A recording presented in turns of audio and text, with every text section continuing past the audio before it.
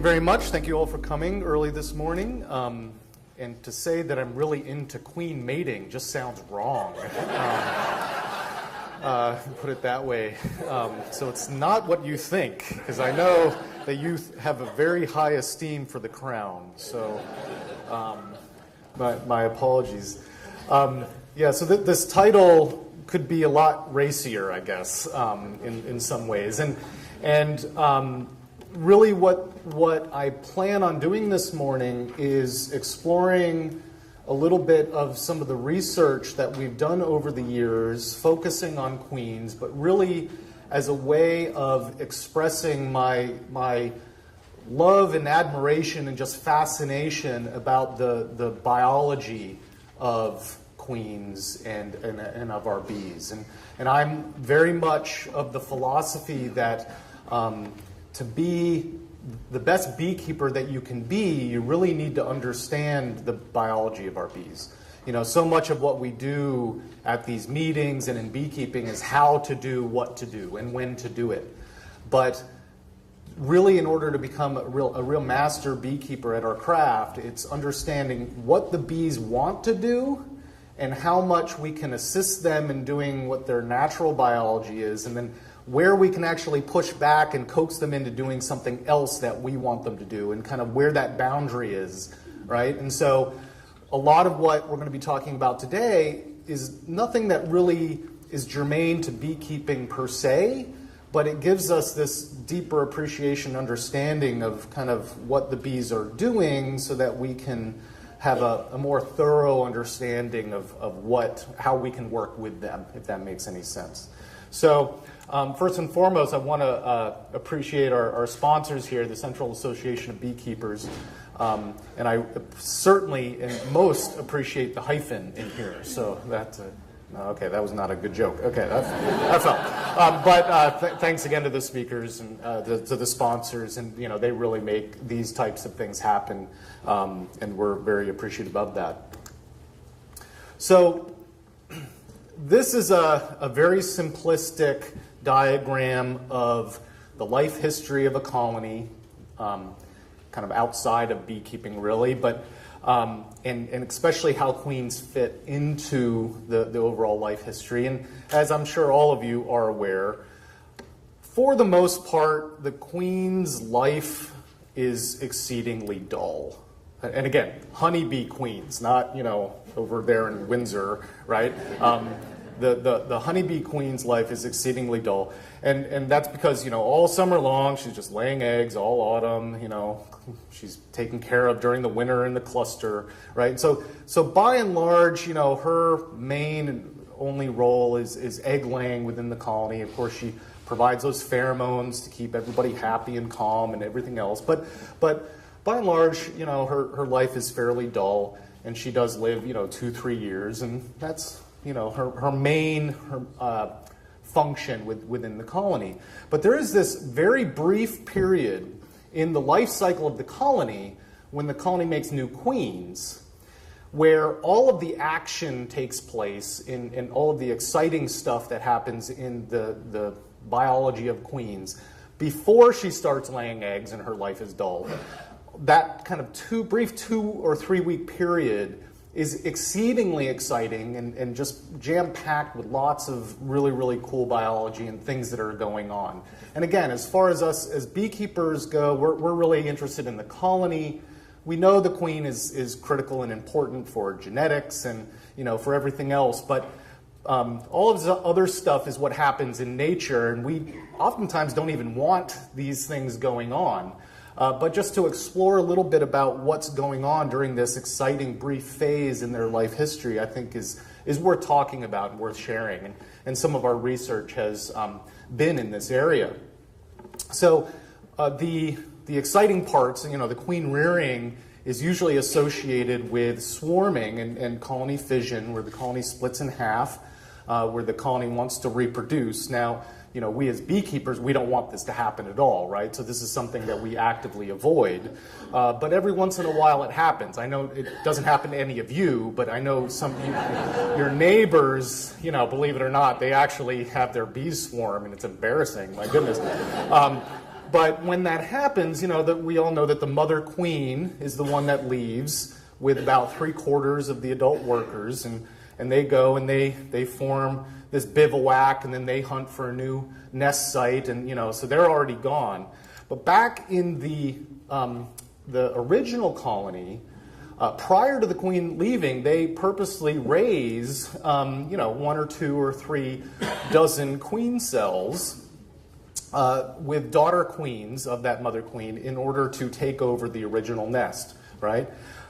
And there are really 3 different paradigms when a colony will raise queens. During swarming, of course, when the mother queen intentionally lays eggs in the swarm cells.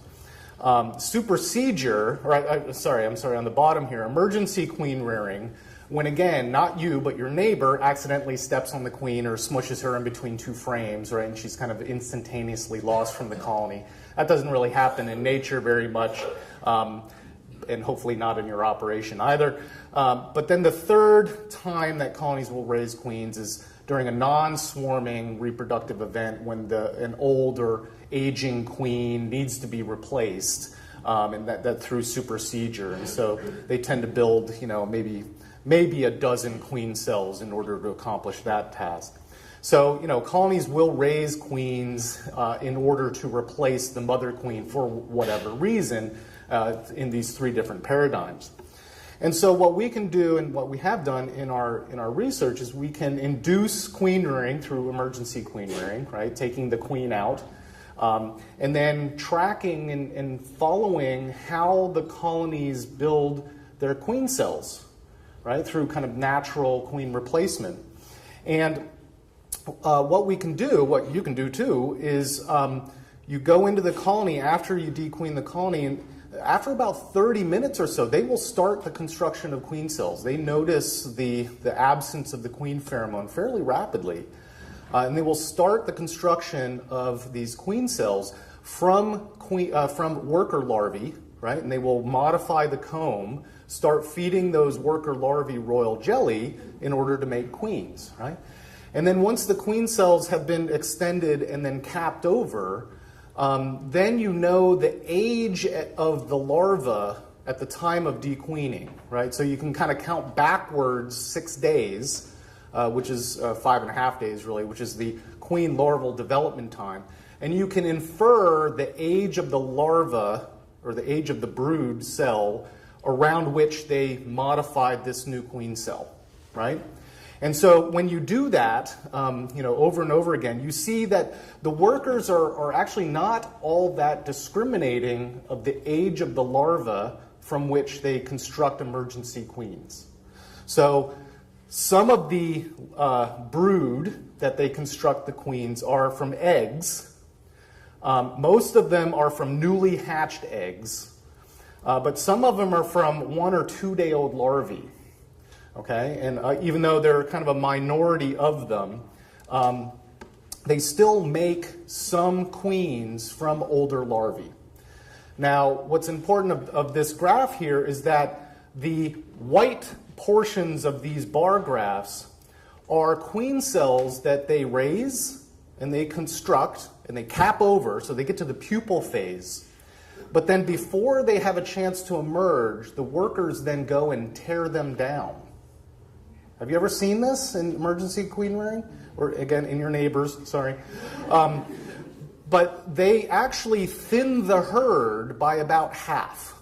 So when they raise a couple dozen queen cells, but they actually tear half of them down before they get a chance to emerge, which is interesting.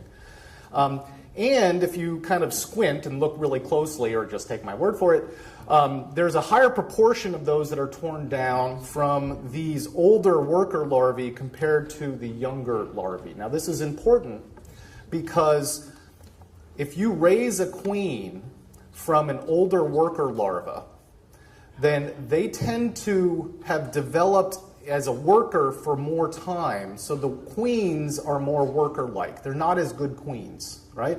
You've taken queen rearing classes here. They always tell you graft really small larvae, right? In fact, so small that you can't even see them. You've been given that advice. The reason is because if you graft too old a larva, then the queens are not as good because they're more worker-like. So the youngest possible larvae, like the ones that they tend to raise most of their queens from, those make the best queens. But what's interesting is that they do tend to tear half of the queen cells down, and they tend to tear more of these older ones down.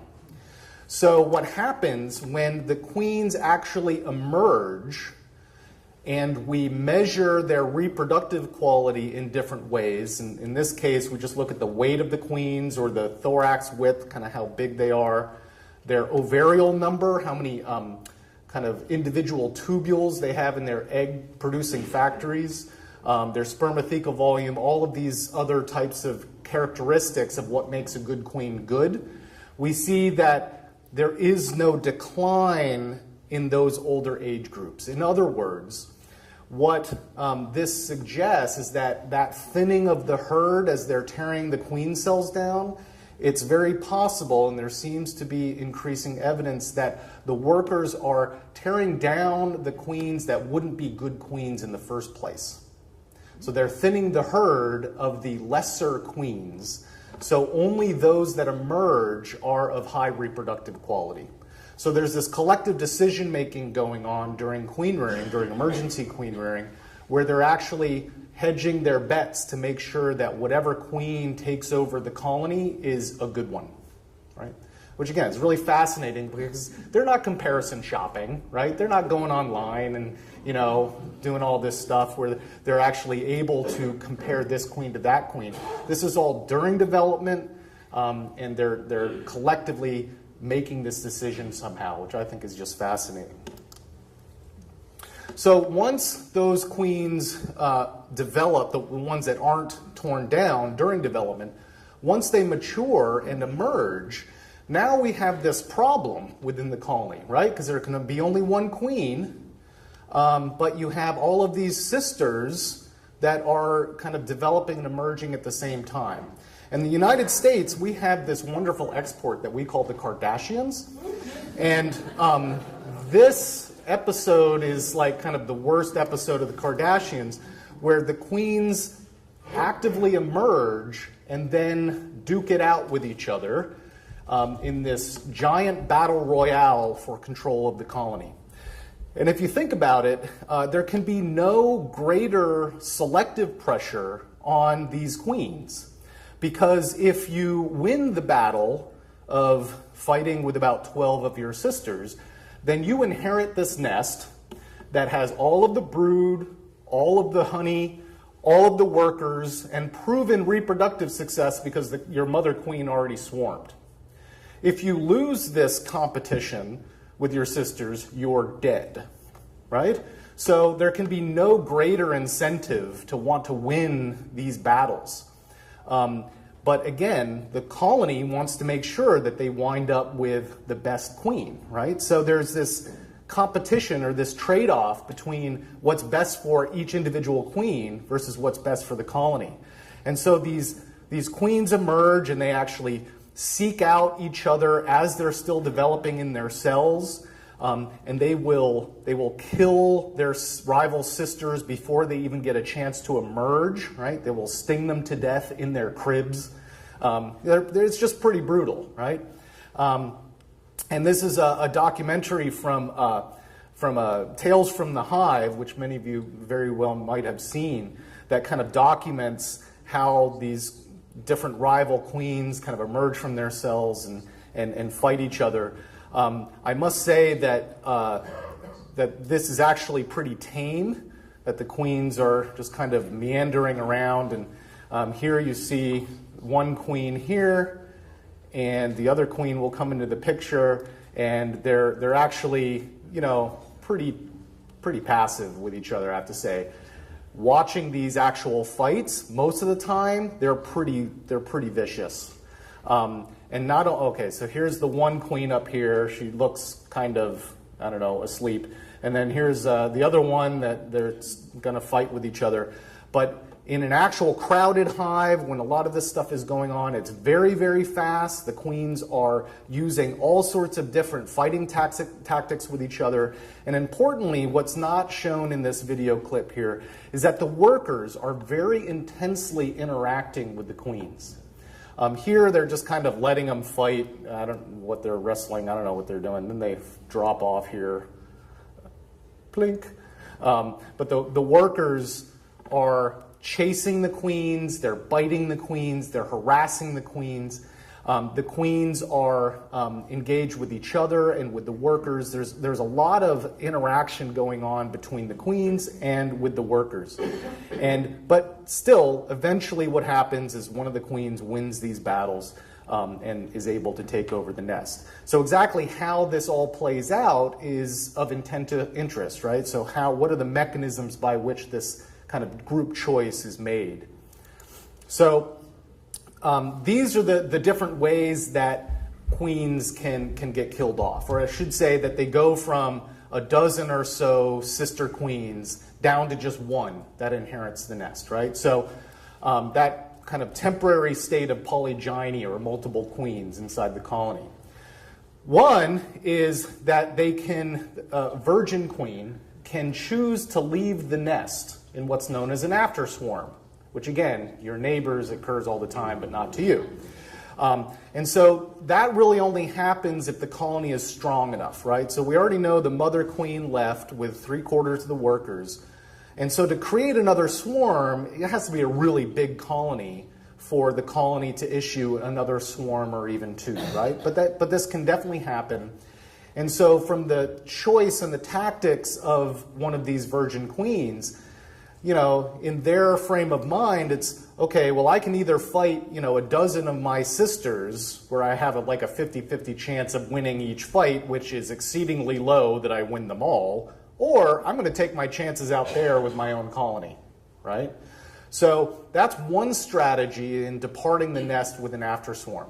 But it's constrained by how strong the colony actually is and whether they are prepared to make after swarms. The other option, other than actually winning all of these fights, is getting killed through any number of means. One, I already talked about this queen assassination, where a virgin queen will hunt out rival queen cells before they even have a chance to emerge, chew a hole in the side in the wax, and then sting the queen before she develops. So that's one way. The other way is through this fighting mechanism.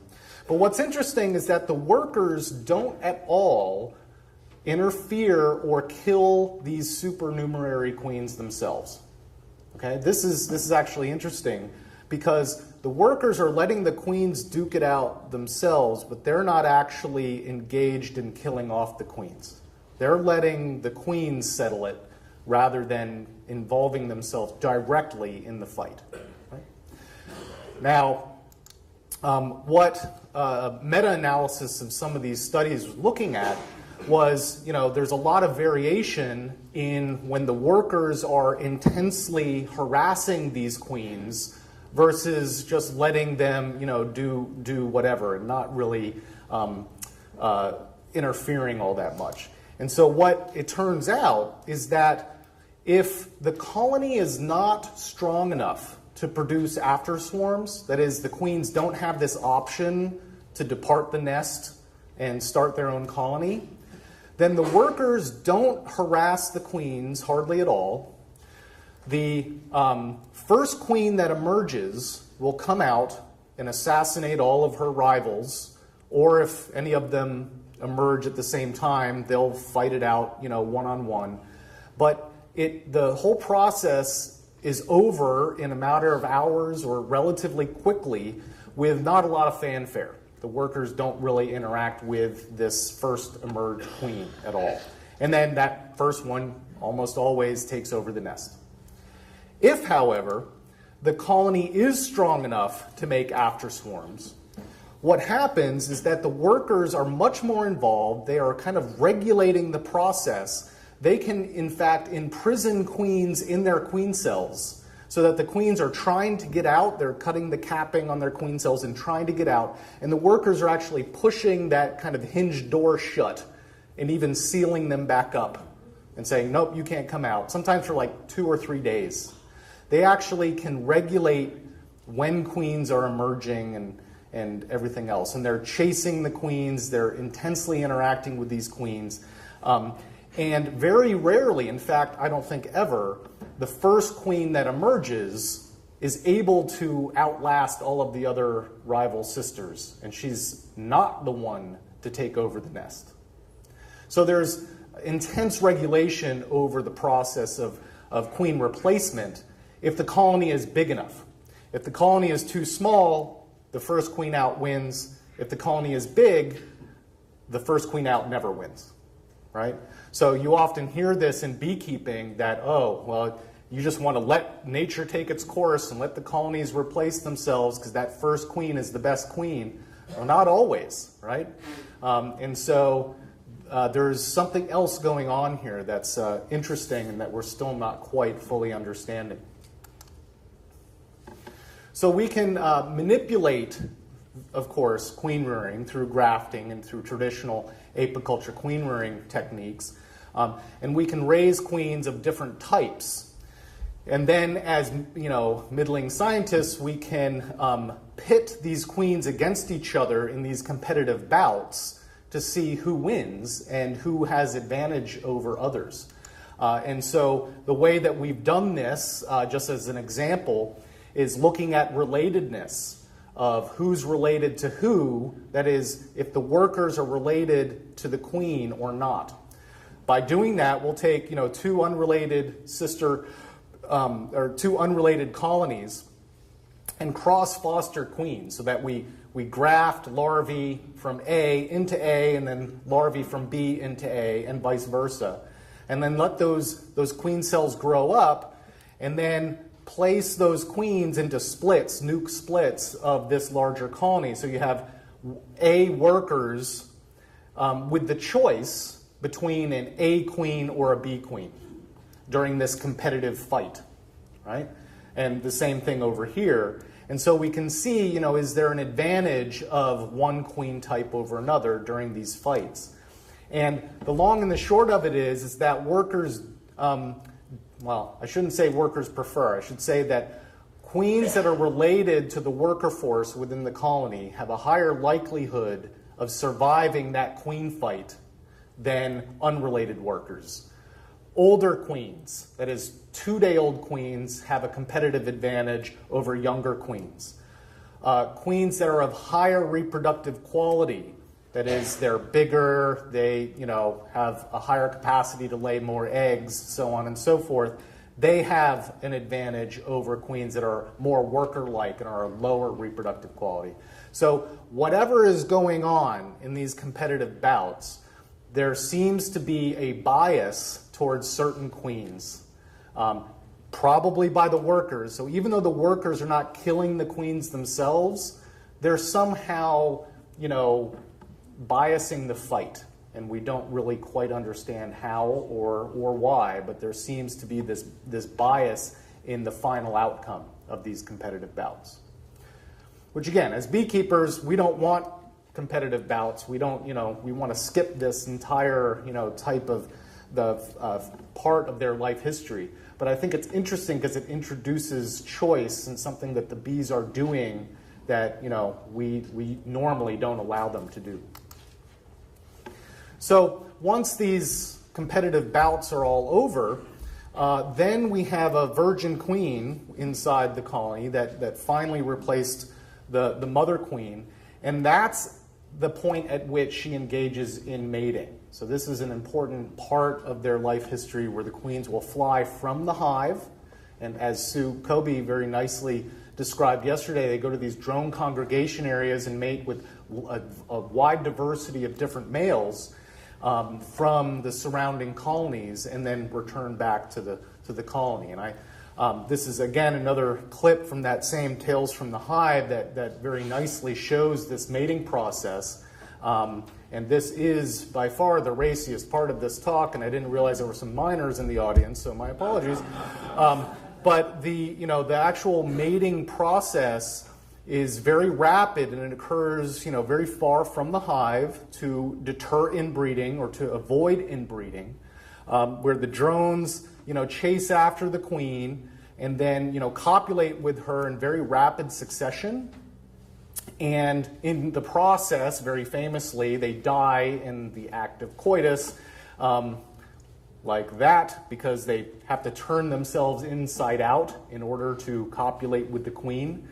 And that can happen fairly rapidly within a matter of seconds. And then the next drone can mate with the queen, and then the next drone, so that the queens fly back to the hive with the enlarged endophallus from the last male that mated with her. And that's called the mating sign. That's what beekeepers call the mating sign. And that is,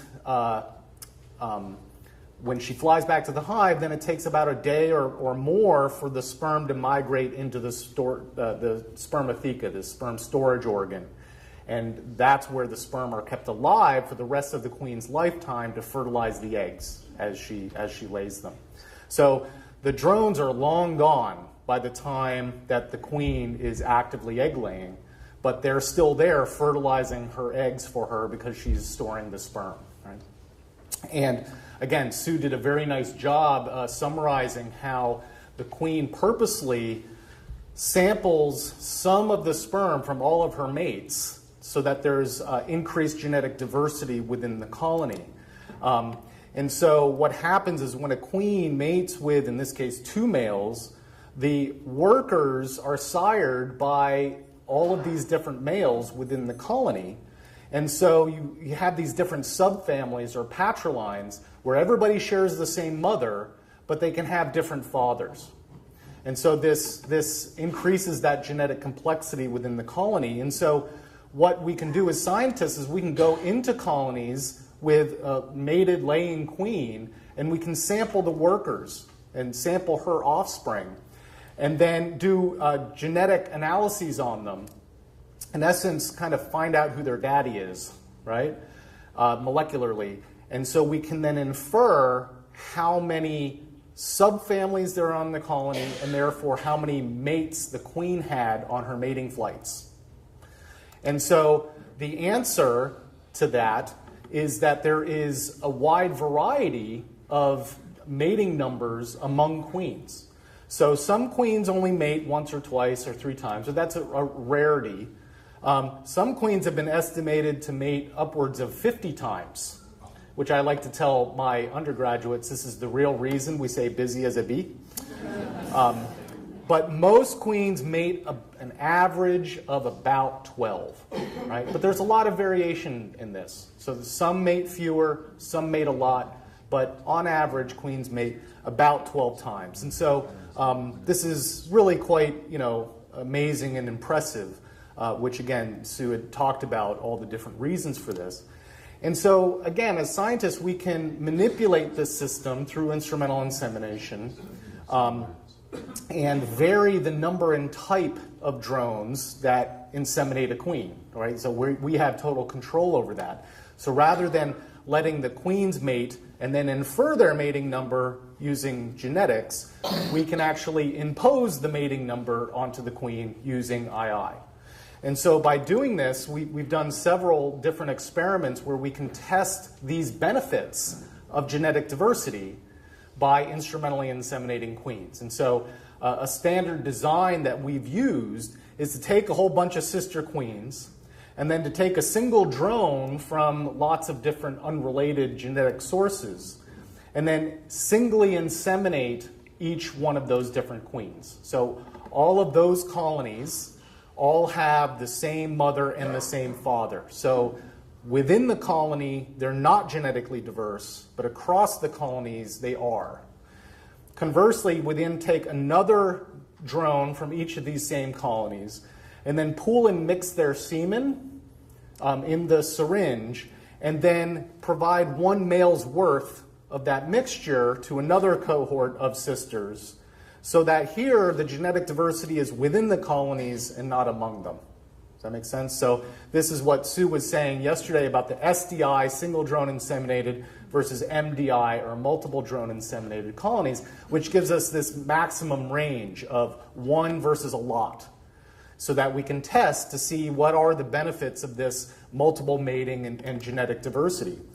And so what we did in this series of experiments is with Tom Seeley at Cornell University, where we instrumentally inseminated these queens, SDI and MDI, and then we actually inoculated them with disease. So this is nothing that I would suggest you doing, right? This is not a recommendation. We sprayed on spores of American foul brood to purposely give them a bacterial infection, right? So, but we're scientists, we can do that. And then we kind of measured how well they responded to this disease challenge, right? And what we found is that colonies headed by multiple drone inseminated queens, these MDIs on the left, compared to colonies headed by singly drone inseminated queens, these colonies on the right, they had markedly lower levels of American foul brood infection, 5 on the top and 9 weeks post-inoculation on the bottom. And so what happens, in essence, that genetic diversity within the colony prevents these sweeping infections within the colony, because if everybody is genetically the same, then a disease can come in and then they don't have to readapt to infect everybody. And they can just sweep through very, very quickly and infect a great number of the colony, which can severely impact the colony. But if the parasite has to constantly adapt to different genotypes, to different genetic types within the colony, then it spreads much more slowly. And that overall, the colony can withstand these challenges of disease much more readily. Does that make sense? So this is one of many that Sue highlighted of the benefits of having this multiple mating, this genetic diversity within the colonies. Oh, and just to show that indeed the colonies were stronger, those headed by multiple drone inseminated queens compared to a single drone inseminated queen. So it wasn't just the level of disease, but it was how good the colonies were at the end of the season. So this definitely translated to better colony growth. So that's just kind of a very brief 2-week survey of some of the things going on in the colonies naturally that we very rarely see as beekeepers. But I think it gives us not only just an appreciation, but it informs us of some of the important insights to beekeeping that otherwise we might miss or neglect. And again, hopefully that can make us all better beekeepers. And if not, just a nice story. So with that, thank you very much. Appreciate your attention.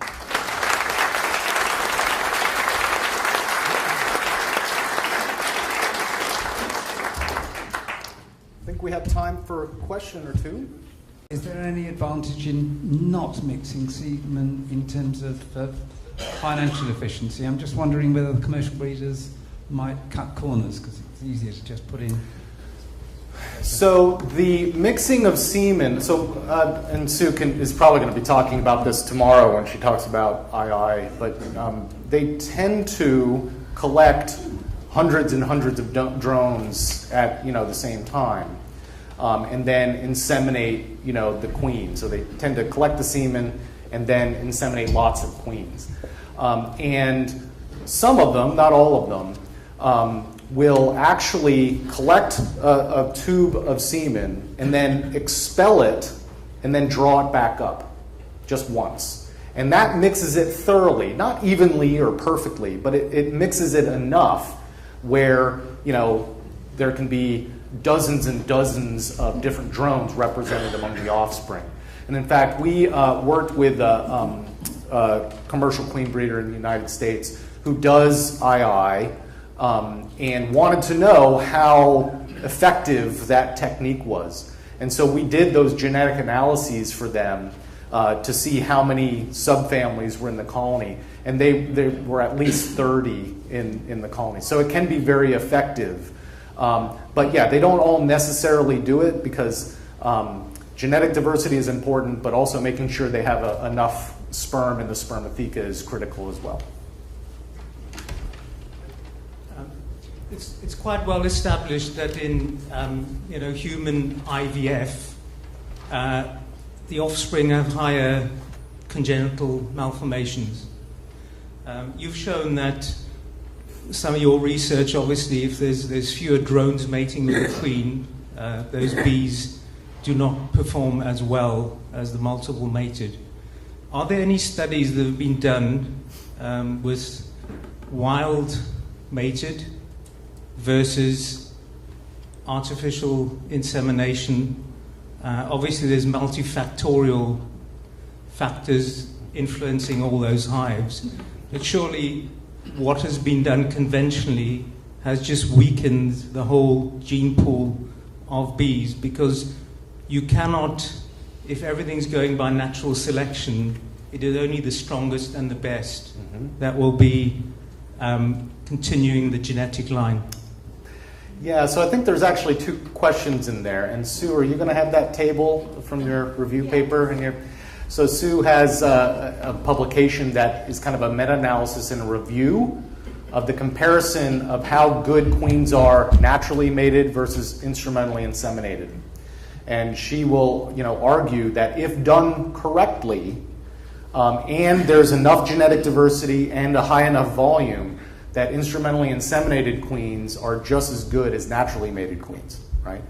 But it does depend on the number and type of who they mate with. So absolutely, genetics is clearly important.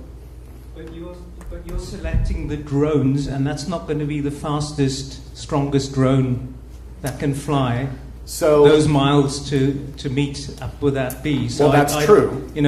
Obviously that's nuances, but again, I don't think we can do as good as what nature does. Well, that may be true, but you're also hypothesizing that there's a genetic difference between the drones, in the drone congregation areas versus the drones that are captured, from the colonies that we're choosing, right? So I think over evolutionary time, you're probably right? But for a given colony, I'm not as convinced. Can you please clarify this aspect of the mating process? The queen mates with about a dozen of drones.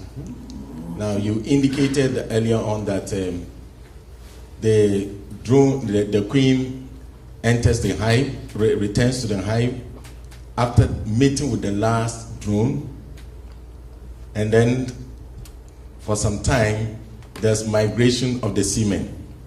Now, what happens to the previous semen of the other drones whilst the queen is still in the air? Yeah, so I did gloss over that, so thank you for reminding that. Again, this is a bit PG-13 rated. Do you have those things here? So as the first male mates with the queen, his adiagus remains lodged in her bursa. The next male that then copulates with the queen, as he goes to inseminate the queen, he actually kind of plucks out the previous guy's mating sign so that he can mate with the queen. So again, a little graphic, but then the queen returns to the colony with all of the semen from all of her mates and just the last mating sign from the last drone.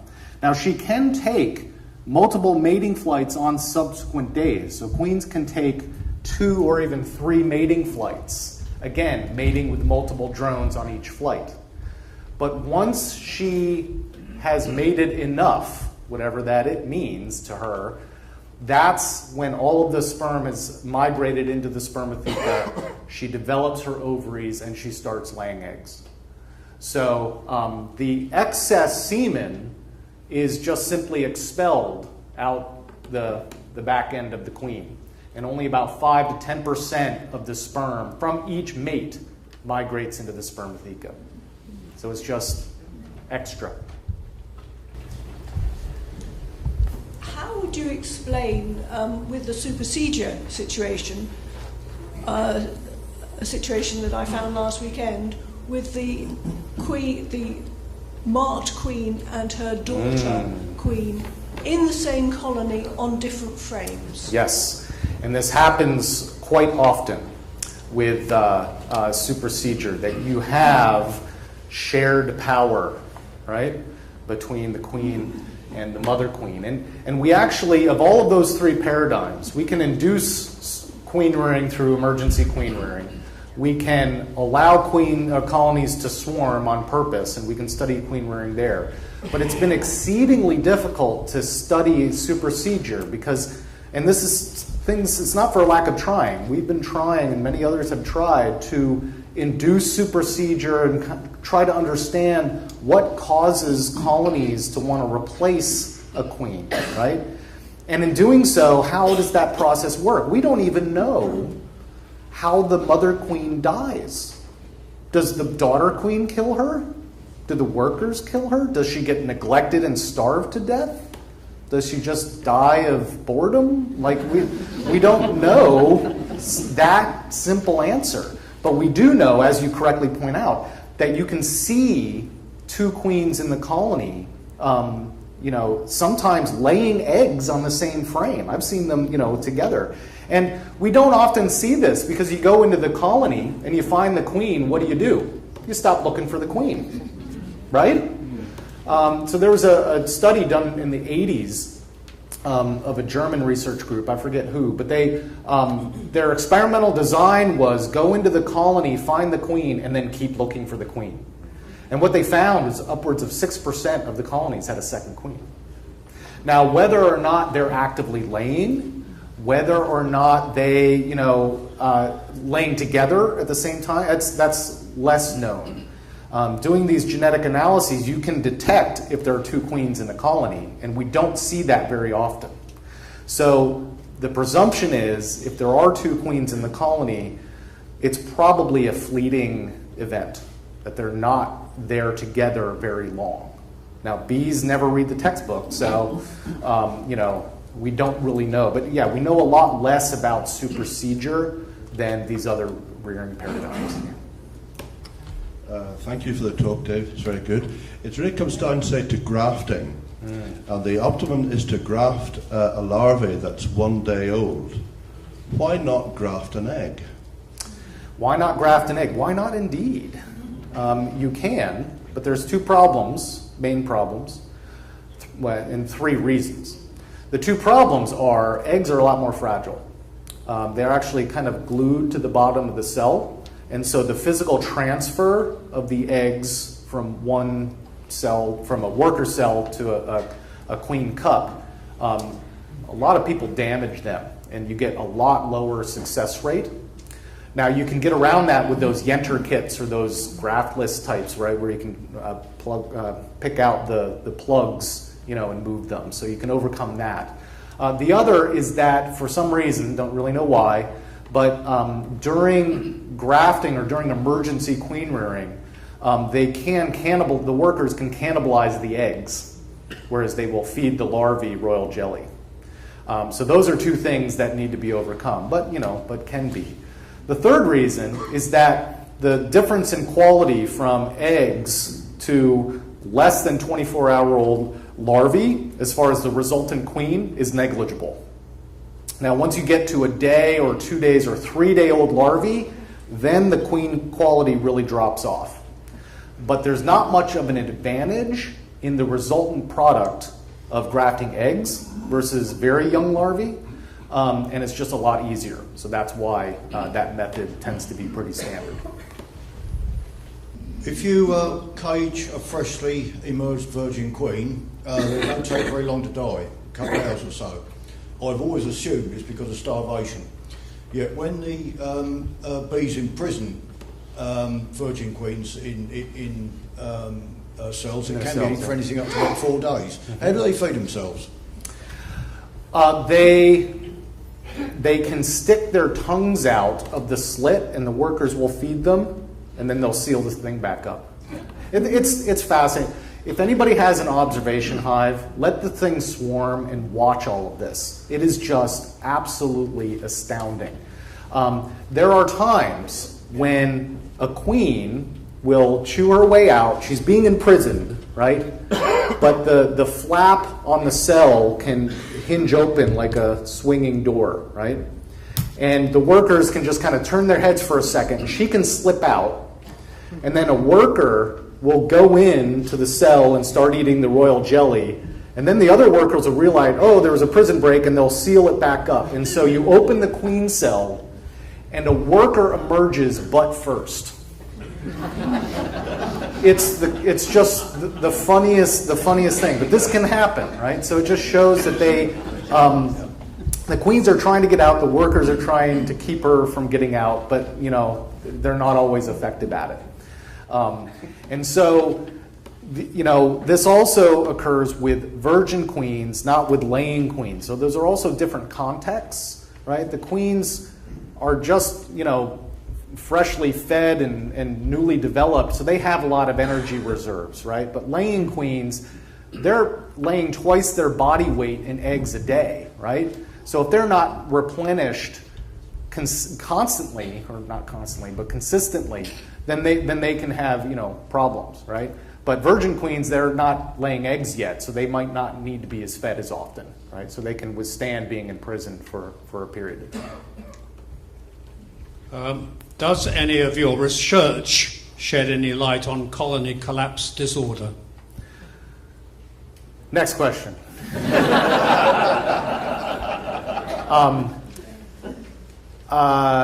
This research? Yeah, no. Yes and no. So in large part, not directly. But what a lot of this kind of paradigm is doing is kind of what the question was before about supersedure and queen reproductive quality and the fact that they don't live as long as they used to. We're using what we understand about their natural biology to try to infer why queens aren't living as long, what induces supersedure, even though we haven't been able to get the answer to that yet. But it is a pretty critical point to bee health overall, because keeping queens around would really help improve colony productivity, right? CCD in the strict sense, I'm not entirely sure how that fits into it, but it can very much help beekeeping overall if we can figure out why colonies are not keeping their queens around as long as they used to, right? And so trying to understand what goes into that collective decision making of killing off the old queen even when she's not old, right? So in that way, I think we are trying to make some headrows into that, but haven't made any connections to colony collapse disorder in the strict sense. It's generally received wisdom within beekeepers that one of the many challenges we have of keeping our colonies going is the quality of the mating of the queen. Yep. And you very well described from your studies that the queens could mate as low as once. Is there any part of your study that has shown the outcome of that single mating, whether they are worse queens, whether that received wisdom is actually true, or whether that single mated queen could be just as good as ones that are mated 12 times? So that's a great question, and this is the important point. I'm not going to go back to the slide, but if you mate with, I'm debating whether I should do a very quick and impromptu demonstration. How many people have coins in their pockets? You guys are British. Go ahead and take a coin out. All right, take a coin out. Everybody take a coin out. I'm going to show this. Because the answer is that if you have the one drone and they're a good drone, then you can be better than a multiply mated queen. But if you have the wrong drone, you're worse off. Okay? So what I want is everybody on this side over here, you flip whatever coin you have 10 times. And I want you to count the number of heads that you get. Okay? Just count the number of heads. All right? And then what we're doing here is the number of heads is the number of good drones that you mate with genetically, right? The number of tails are bad drones, right? So you guys over here, you flip your coins once. Should not take you as long. But over here, mating with 10 drones versus mating with only once, right? So this is the SDI side of the room, and that's the MDI side of the room, okay? Now, if heads is good genes, right, in the colony, that subfamily will do well. But if they're tails, they're inbred and they're not going to do as well. They're going to be riddled with disease and other things. Now let's say from the colony perspective, you need at least 25% of the workers to be surviving. Okay? So over here, how many of you flipped a tails? And how many flipped a heads? Okay, so it's about 50-50 as you might expect, right? Those of you that flipped a tail, all your colonies died. Right? Because you mated with a dud. A genetic dud. But if you have a heads, then you're great. You're doing really well. Okay. So on this side of the room, how many had 0 heads? Nobody, right? That's incredibly unlikely to mate with 10 out of 10 duds. Right? How many 1 head? 2, 3, 4, 5. That's your expectation, right? 6, 7, 8, 9, and 10. Anybody made a 10? Okay. If you did, I would say go get a lottery ticket. Now, again, if the colony can survive with 25% or more, how many of these colonies would die? None. The lowest number of studs that were mated with here was 3, right? You had 3. You had 3. Okay? So all of these colonies survive because they hedged their bets to make sure that they had a sufficient number of genetic types within the colony that could survive disease, that could survive inbreeding, whatever. Half of these colonies died.